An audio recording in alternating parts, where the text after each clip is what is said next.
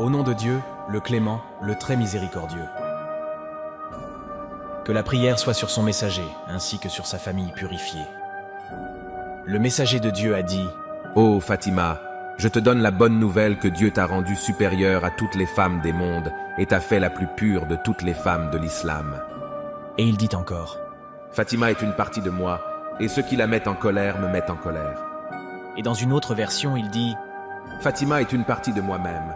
Ceux qui l'offensent m'offensent, et ceux qui la mettent en colère me mettent en colère. Ces paroles prophétiques reconnues authentiques nous enseignent que celui qui contrarie Fatima contrarie également le prophète. Et celui qui la met en colère met également le prophète en colère. Et Dieu dit dans le Coran : ceux qui offensent Dieu et son messager, Dieu les maudit ici-bas, comme dans l'au-delà. Cette vidéo va parler de l'événement concernant le discours de Fatima, la noble fille du messager de Dieu. Mais avant de commencer, il est impératif de procéder à une courte présentation pour saisir adéquatement la quintessence du discours de la noble fille de l'envoyé de Dieu, ainsi que les origines de son indignation envers celui qui, de manière tout à fait illégitime, s'emparera du commandement des musulmans.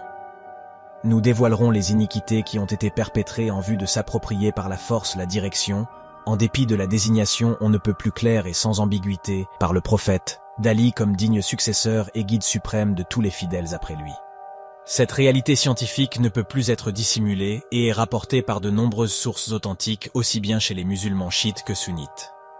Suite au décès de l'envoyé de Dieu en l'an 632, Abu Bakr, Omar et quelques notables de la Mecque et de Médine se sont discrètement retrouvés à Saqifa pour délibérer sur la reprise du pouvoir.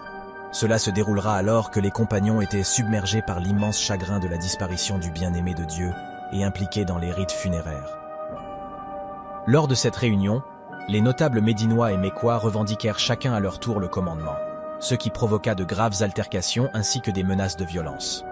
Finalement, ils finirent par conclure un accord au profit d'Abu Bakr, délaissant les commandements du prophète et laissant ainsi le reste de la communauté devant le fait accompli.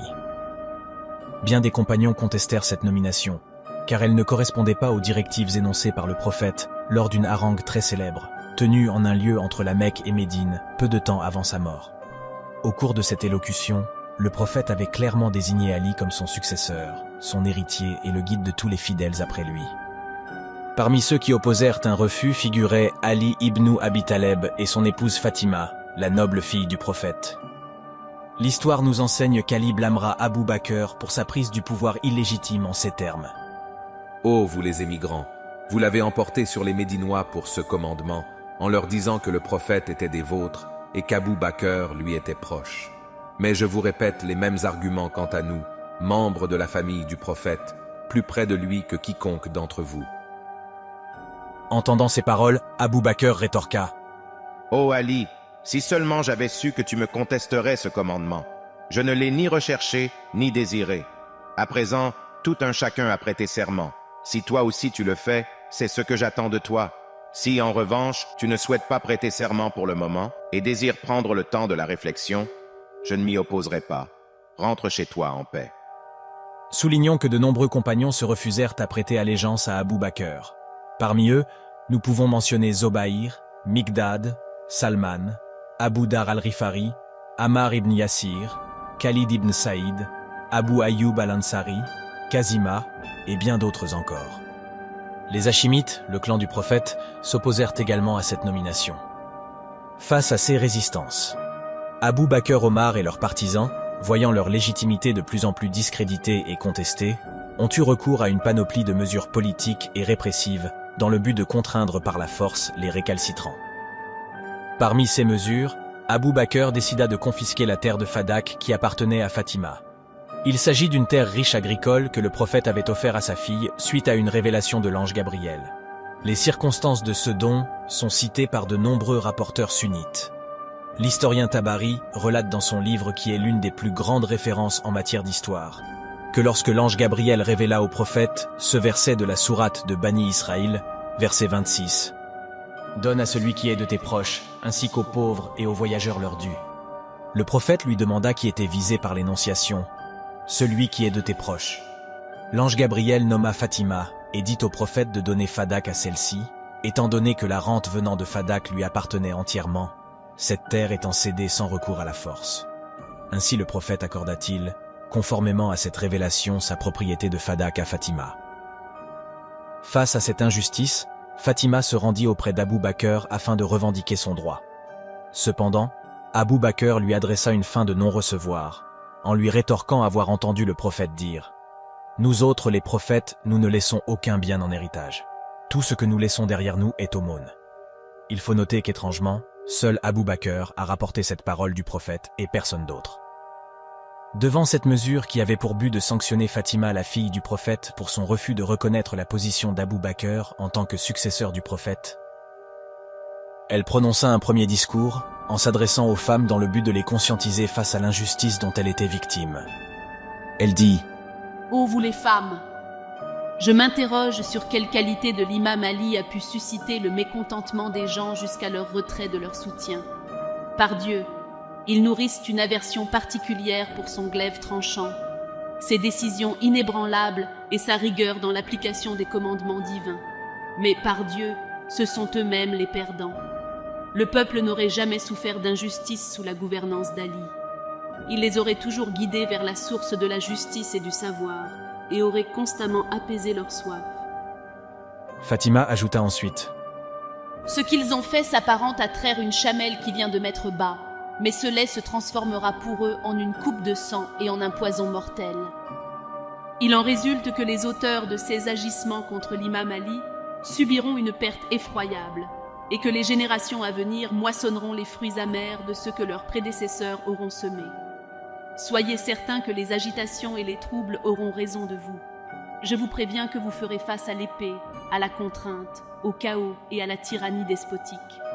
Vos biens seront emportés tels des butins, et vos gens seront fauchés comme des blés mûrs. » C'est effectivement ce qui se produira au cours des siècles à venir, car le commandement sera régi par l'ignorance, la soif du pouvoir et l'amour des biens matériels de ce monde. L'histoire en est le témoin tragique, et nul ne peut le nier. Des conflits injustifiés seront menés faisant des musulmans leurs victimes. La Mecque sera prise pour cible, et la Sainte Kaaba sera incendiée et partiellement détruite. À son tour, Médine sera assiégée, et d'autres musulmans périront, et de nombreuses femmes seront violées. Et tout cela se produira quelques années seulement après la mort de l'envoyé de Dieu. Les agresseurs seront pourtant des musulmans, mais guidés par des gouverneurs injustes qui auront accédé au pouvoir suite à la désobéissance de quelques compagnons aux ordres du messager de Dieu. Les agresseurs seront pourtant des musulmans, mais guidés par des gouverneurs injustes qui auront accédé au pouvoir à cause de la désobéissance de quelques compagnons aux injonctions du prophète quelques années plus tôt. Ce discours résonnera à travers les siècles comme un cri de ralliement face à l'injustice et à la désobéissance envers Dieu et son Père, le messager de Dieu. Il constituera le témoin impérissable de la rébellion de certains compagnons envers Dieu et son messager, ceux-ci ayant préféré l'attrait du pouvoir et des plaisirs terrestres. L'imam Malek nous rapporte dans son livre que le messager de Dieu arrivant devant les tombes des martyrs d'Uhud dit « Ceux-là, je témoigne en leur faveur. » Abou Bakr, qui entendit ces paroles du prophète, demanda « Ô messager de Dieu, ne sommes-nous pas soumis comme eux et n'avons-nous pas combattu comme eux ?» Le prophète répondit « Oui, mais je ne sais pas ce que vous allez faire après moi. » Les deux corpus les plus authentiques dans le sunnisme rapportent qu'un jour le prophète a dit « Je serai le premier à atteindre le bassin.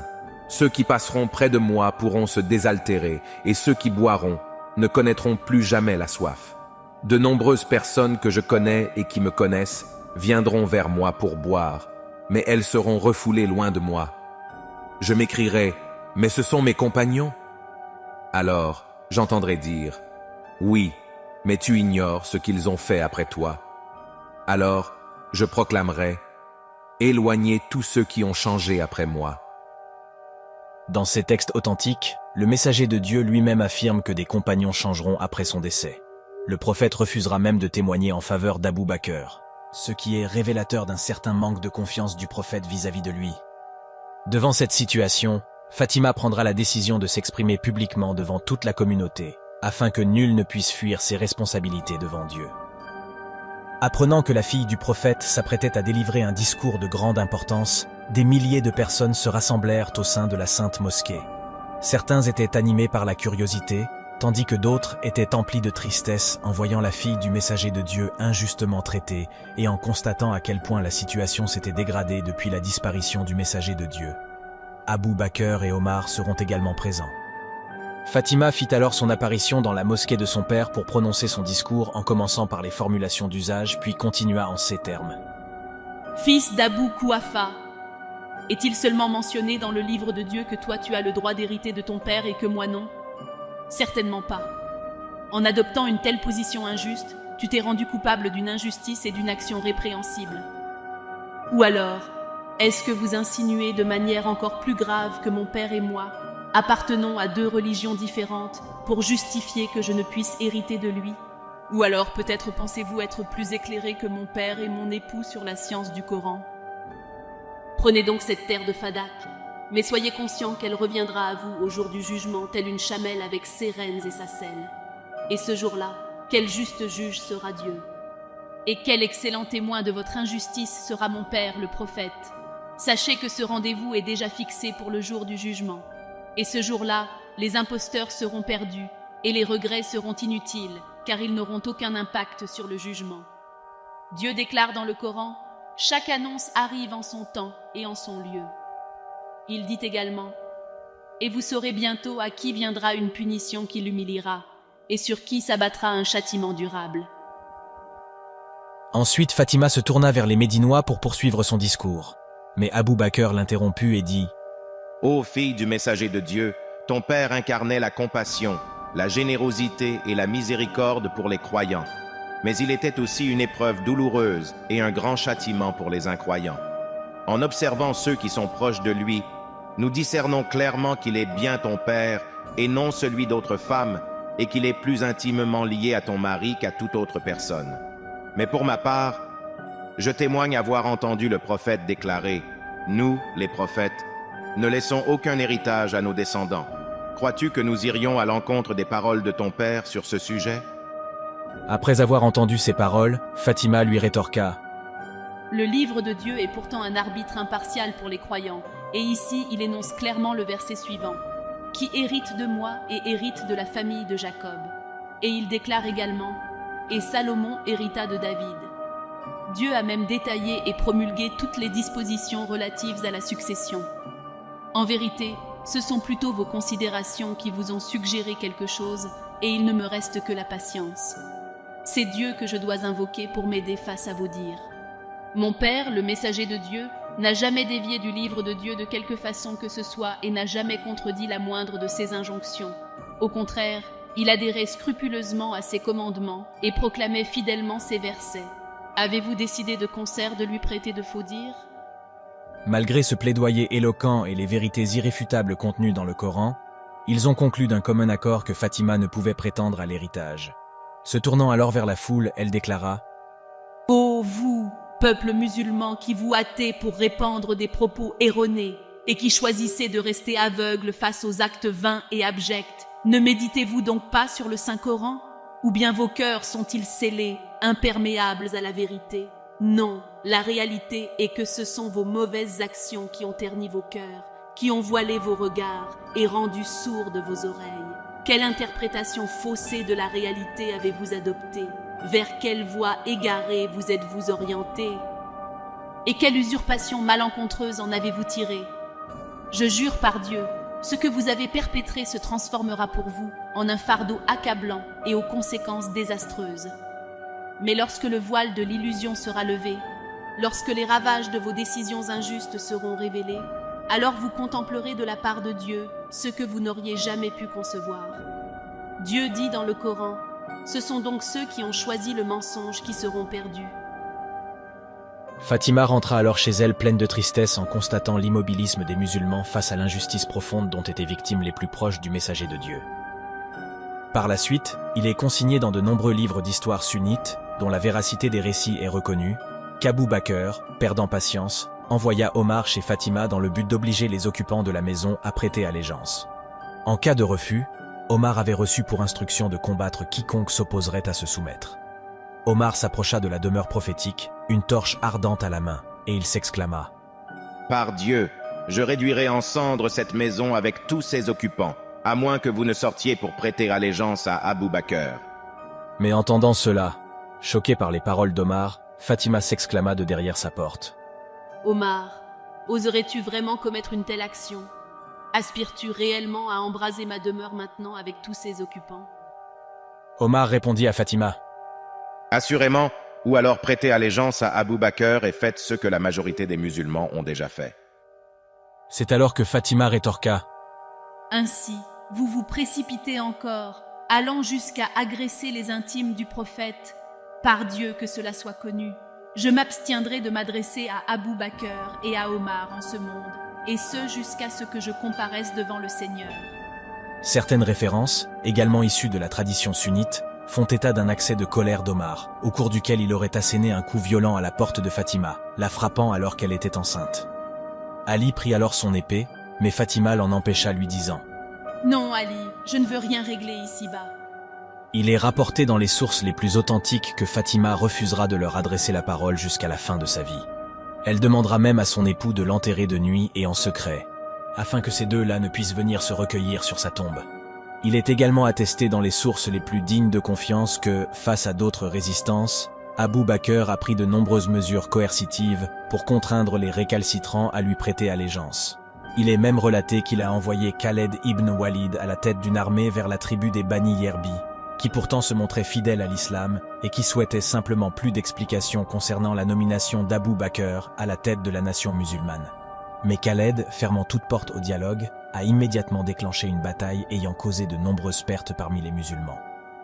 Pire encore, Khaled ibn Walid a poussé l'outrage jusqu'à assassiner le chef de cette tribu, dans le seul but d'épouser de force sa veuve, connue pour être une femme d'une grande beauté. Informé de cet acte immonde, même Omar exprimera son indignation et demandera l'autorisation d'exécuter Khaled pour ses crimes, ce qu'Abou Bakr interdira par un jugement totalement opposé à la loi de Dieu. Ceci démontre encore une fois l'injustice d'Abou Bakr qui prit la décision de pardonner arbitrairement un violeur et un assassin, et ce en complète opposition avec le Coran et la tradition prophétique, alors que peu de temps avant il s'était montré si ferme à l'encontre de la fille du messager de Dieu. Ces quelques épisodes ne sont que des exemples parmi d'autres. Ils confirment les mesures de représailles prises par Abou Bakr, afin de contraindre l'ensemble de la nation musulmane à lui prêter allégeance. Il était de notoriété publique que la terre de Fadak appartenait à Fatima et à ses descendants. L'histoire nous apprend que cette terre fut rendue à plusieurs reprises aux descendants de Fatima avant d'être à nouveau confisquée. Durant l'époque des Abbassides, le calife Al-Mamoun al-Abbasi invita 200 savants chez lui afin de les consulter au sujet de la possession de Fadak. L'assemblée des savants conclut que Fadak devait être restituée aux descendants de la fille du prophète malgré quelques oppositions. Al-Mamoun forma alors une autre assemblée avec d'autres savants. Le résultat de cette assemblée fut le même que celui de l'assemblée précédente. Enfin, en l'an 210 de l'Hégire, Al-Mamoun ordonna au gouverneur de Médine de rendre Fadak aux descendants de Fatima. Ceci prouve une chose, même pour les savants de la première heure, il était évident que Fadak appartenait bien à Fatima en toute légitimité, et que donc Abou Bakr avait commis une injustice en lui confisquant. Malheureusement, son successeur, Al-Mutawakkil, s'emparera à nouveau de Fadak, perpétuant jusqu'à nos jours cette terrible injustice à l'encontre de la fille du messager de Dieu, surnommée par le prophète la plus pure de toutes les femmes de l'islam. Le messager de Dieu a dit concernant sa fille Fatima: « L'amour de Fatima nous est utile dans 100 endroits différents. Le plus facile d'entre eux étant la mort, la tombe, le mizan, le pont de la Sira et le moment de l'interrogation. Ainsi, si ma fille Fatima est satisfaite avec quelqu'un d'entre vous, je suis également satisfait de lui. Et si je suis satisfait de quelqu'un, Dieu est également satisfait de lui. Si ma fille Fatima est contrariée avec quelqu'un d'entre vous, je suis également contrarié avec lui. Si je suis contrarié avec lui, Dieu l'est également. Que le malheur soit sur celui qui opprime Fatima et son mari. Que le malheur soit sur celui qui opprime Ali, Fatima et leurs partisans. » Aujourd'hui, il appartient à chaque musulman et à chaque musulmane ayant pris connaissance de cette injustice de la condamner sans aucune réserve.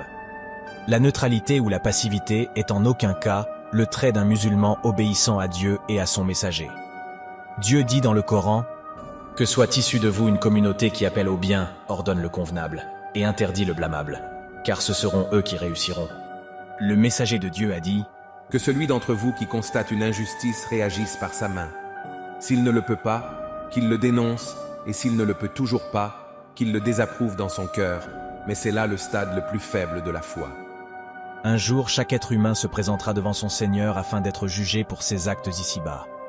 Ce jour-là, nous espérerons tous l'intercession de notre prophète pour notre salut. Mais qu'adviendra-t-il de ceux qui l'auront trahi en délaissant l'honneur de sa fille et l'amour de ses plus proches? Dieu dit dans le Coran, « Dis, je ne vous demande aucun salaire si ce n'est l'amour envers les proches. » Au sujet de ce verset, les savants sunnites de l'islam, les exégètes, les rapporteurs de traditions prophétiques et les historiens sont tous unanimes pour dire que les proches dans ce verset sont Ali, Fatima et leurs 2 enfants, Al-Hassan et Al-Hussein, que la paix soit sur eux. Le messager de Dieu dit encore dans d'autres traditions prophétiques authentiques, « Je vous rappelle Dieu par les gens de ma famille. » Suite à la mise en lumière de ces écrits authentiques honorés par les plus éminents transmetteurs y compris au sein du sunnisme, il incombe à chaque fidèle de confession musulmane, empreint de sincérité et aspirant à rejoindre le bassin auprès du prophète, de défendre avec vigueur ses plus proches intimes face aux injustices, en commençant par sa fille bien-aimée. Que la prière soit sur son messager, ainsi que sur sa famille purifiée.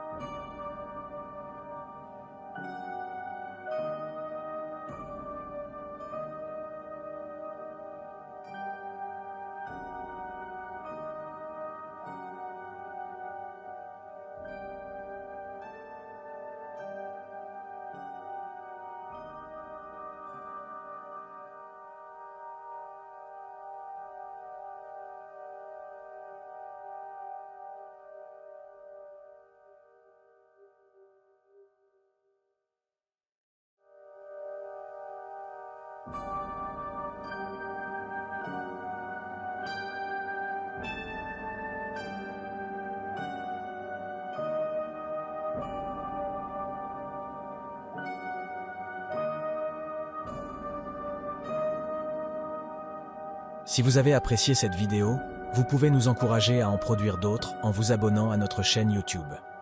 Cliquez ensuite sur le bouton like et aussi sur celui des notifications afin d'être averti de chaque nouvelle publication.